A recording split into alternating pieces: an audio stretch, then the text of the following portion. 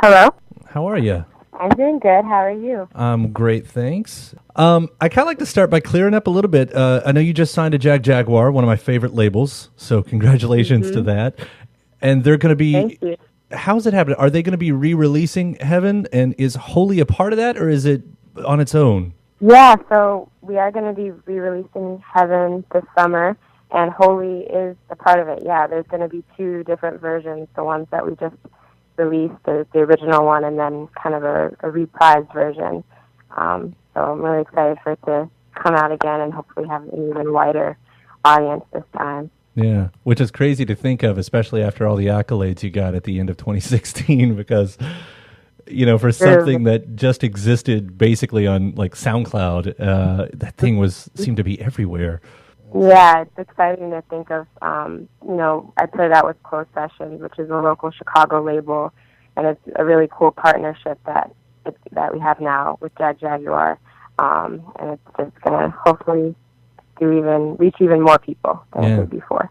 As far as your music goes, one of the first things I guess I noticed and was impressed, and I could put this on a lot of the Chicago scene that I'm hearing right now, and I feel like that's always part of your story, is the bigger scene in itself, because what I hear is like, I don't know, it seems like you're doubling down on putting soul back into hip-hop. I hear that from a lot of folks up there, and even with you, there's this I don't know. It feels like there's as much spiritualism, both personal and maybe faith-based, as there is activism.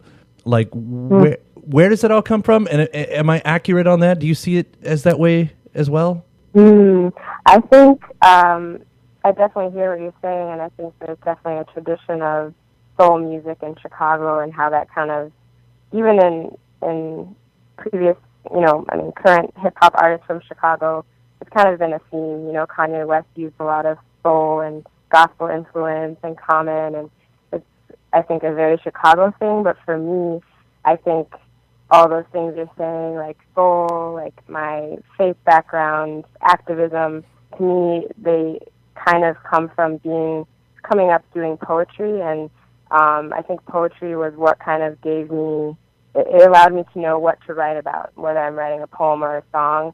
I think I was kind of introduced to the idea that everyone has a story worth telling, and there's no story too boring or too kind of disparate to make sense.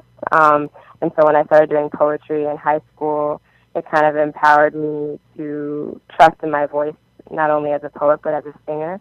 And I think ever since then, it made sense to me to use like elements of hip hop, like sampling or kind of making allusions, and to kind of bring those elements into my songwriting. And so it's not really, I think it's definitely using hip-hop elements, and in that sense it makes sense, that because hip-hop is all about kind of recontextualizing things, and so it makes sense to have gospel next to like a reference from an Incubus song, next to Afrofuturistic kind of lyrics. So yeah, hopefully that answers your question. It does. And by the way, that's been the other fun part of listening to your music, is finding those little, they're not really hidden gems in there, but like the Incubus reference, obviously The Cure, stuff like, I don't know if that's, just a natural thing that comes out of you and you go with it, or if you thought to yourself, I'm really going to have fun with this and bring in these other elements as you were talking about.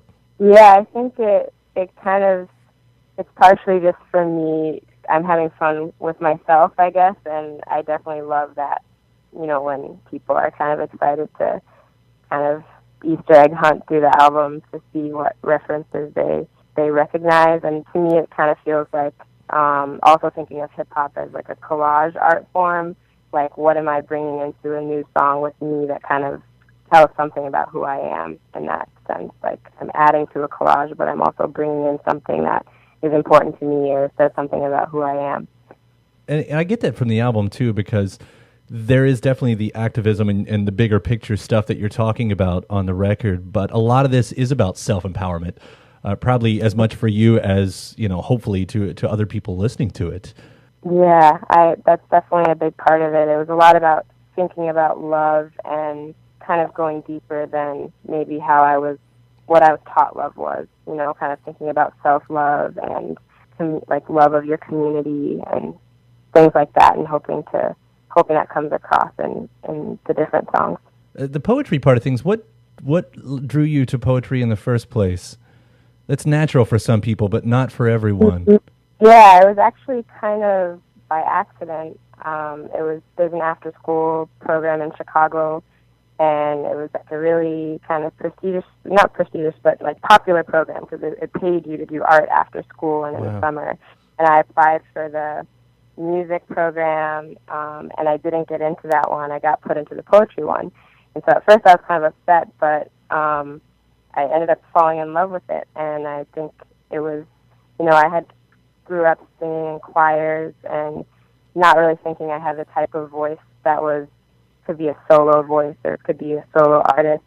And it was really, like I said, through poetry that I realized that it's not about focusing on what you don't have or like the stories that you can't tell, but if you spend all your time doing that, you'll never realize what you do have and what you can do with your voice and the stories that you do have. So that was really that program. And then after that, staying involved in poetry communities is how I became empowered as an artist, and also how I met a bunch of collaborators. And because I think in Chicago, especially, the poetry and music communities, poetry and hip-hop communities are very overlapping.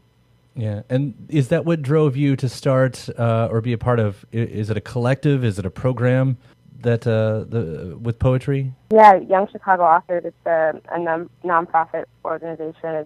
I work there now, and we run the largest youth poetry festival in the world called Louder Than a Bomb, and it's actually spread around the country also. And I think in Chicago, we run an open mic every week, and it's kind of a hub for artists who want to kind of meet each other and just hear new work and get inspired. And that's definitely where I spent a lot of time. That's where I did my first ever musical performance, and it's a really good audience because it's a very listening audience. And I think that's something about my music too, is I really, coming from a poetry background, care about the lyrics and kind of the storytelling that's happening through the words. And I like performing at poetry spaces sometimes because of that, how people are really listening for the words and the lyrics of what I'm saying.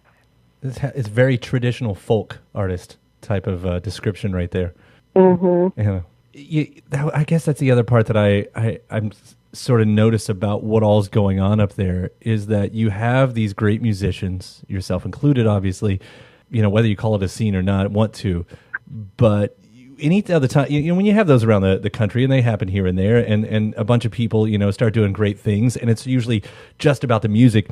And here I see that you all are all seeming to give back. You're putting as much back into the community as you're getting, and that's completely respectable. Mm-hmm. Where does that come from? That's a good question. I think for me, it comes from even, how I found my first kind of transformative poetic experience at YCA, Young Chicago Authors.